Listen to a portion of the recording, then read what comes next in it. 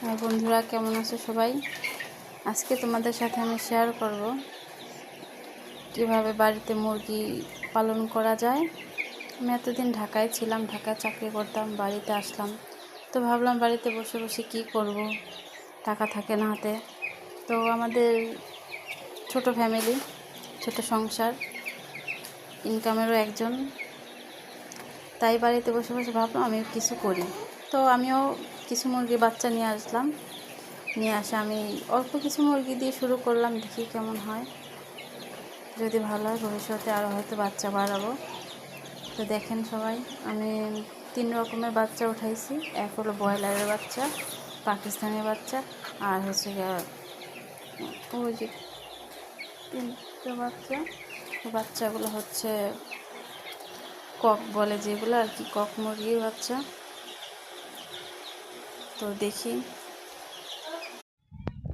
বাড়িতে এসে কোনো রান্নাঘর নাই, তাই মাটি ফেলাইছি আমি আর আমার হাজব্যান্ড। এখানে চুলা হবে, এখানে রান্না করব।